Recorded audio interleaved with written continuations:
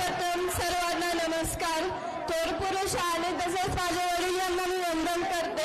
आधी आत्ताच माझ्या चाचाने सांगितलं की माझ्या वडिलांचा जन्म हा इथेच आनंद हॉस्पिटलमध्ये झालता आणि त्यांच्या म्हणजे माझ्या पणजीने त्यांचं नाव इथल्या संतोषी मातेवरून संतोष ठेवलं होतं आणि मी याच ठिकाणाहून तुम्हाला सर्वांना एक विनंती करते की माझ्या वडिलांना हा न्याय मिळालाच पाहिजे. आणि तसंच तुम्हाला तर माहिती आहे त्यांची हत्या कोणत्या प्रकारे झाली आणि त्यांचा यात काही गुन्हा नसताना ते एक समाजसेवक असताना त्यांनी समाजासाठी इतके कार्य केले आणि शेवटपर्यंत ते समाजासाठी झुंजत होते. त्या दिवशी सुद्धा एक दुसऱ्या दलित समाजाच्या व्यक्तीची मदत करत असताना हा प्रसंग त्यांच्यावर आला.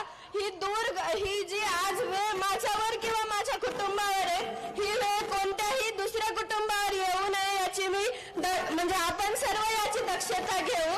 आणि जसे काल आभाळ आलते हा सूर्य झाकला होता, आज ऊन पडले हा सूर्य आज आपल्याला आणखीन दिसतोय, पण माती आड गेलेले माझे वडील मला नंतर कधीच नाही दिसणार आणि त्यांचे हे बलिदान आपण व्यर्थ न जाता तुम्ही सर्व म्हणजे आपण सर्व एक आहोत. तुम्ही पण सर्वांनी एक या, माझ्या सोबत राहा, माझ्या कुटुंबासोबत आणि माझ्या वडिलांना न्याय मिळवून द्या आणि हा लढा आपण सर्वांनी एकत्र घेऊन पुढे जाऊ. आणि जो हा अन्याय होतोय आज हा अन्याय पुन्हा न होऊ नये म्हणून आपण या लढ्यात एकजुटीने एकामेकाच्या खांद्याला खांदा देऊन समोर जाऊ आणि माझ्या वडिलांना तसेच आपल्या सर्वांना न्याय मिळवून घेऊ.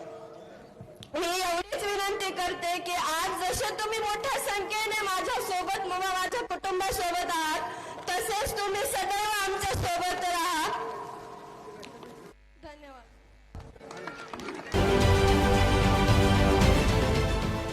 देश विदेशातील प्रत्येक घडामोडींचे लाईव्ह अपडेट मिळवण्यासाठी आता साम टीव्हीच्या सर्व सोशल मीडिया प्लॅटफॉर्मला लाईक, फॉलो आणि सबस्क्राईब करा. तसंच सर्व नोटिफिकेशनसाठी बेल आयकॉन प्रेस करायला विसरू नका.